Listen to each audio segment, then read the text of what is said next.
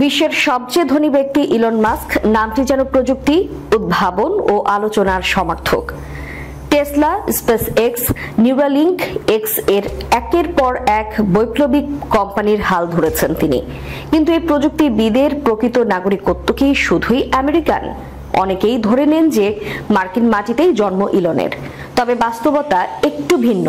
চলুন জেনে নেওয়া যাক ইলন মাস্কের প্রকৃত জাতীয়তা ও নাগরিকত্বের ইতিহাস। ইলন গ্রিভ মাস্ক জন্মগ্রহণ করেন 28 জুন 1971 সালে দক্ষিণ আফ্রিকার প্রিটোরিয়া শহরে। তার বাবা এরল মাস্ক একজন দক্ষিণ আফ্রিকান এবং মা মাস্ক জন্মসূত্রে কানাডিয়ান। অর্থাৎ ইলনের জন্ম থেকেই দুটি নাগরিকত্বের সম্ভাবনা তৈরি হয়েছিল, দক্ষিণ আফ্রিকা ও কানাডা। কিশোর বয়সে ইলন মাস্ক দক্ষিণ আফ্রিকা থেকে কানাডায় চলে আসেন। তার মায়ের মাস্কের কানাডিয়ান বংশের সূত্র ধরে 1989 সালে তিনি কানাডার নাগরিকত্ব গ্রহণ করেন। সেখান থেকেই শুরু হয় তার উত্তর আমেরিকার যাত্রা।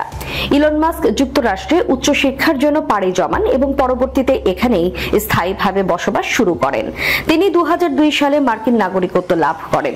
সেই থেকে তিনি ট্রিপল সিটিজেন, দক্ষিণ আফ্রিকা, কানাডা এবং যুক্তরাষ্ট্রের নাগরিক। তবে কর্ম ও বসবাসের দিক থেকে তিনি মূলত যুক্তরাষ্ট্র ভিত্তিক। এখানে তার ব্যবসার মূল কেন্দ্র, গবেষণা ও ভবিষ্যৎ পরিকল্পনার বাস্তবায়ন।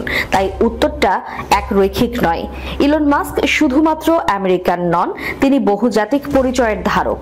তার জীবনযাত্রা, শিক্ষা ও ক্যারিয়ার প্রমাণ করে যে সফলতার জন্য শুধুমাত্র একটি দেশের নাগরিকত্ব নয়, বরং বৈশ্বিক দৃষ্টিভঙ্গি মুখ্য।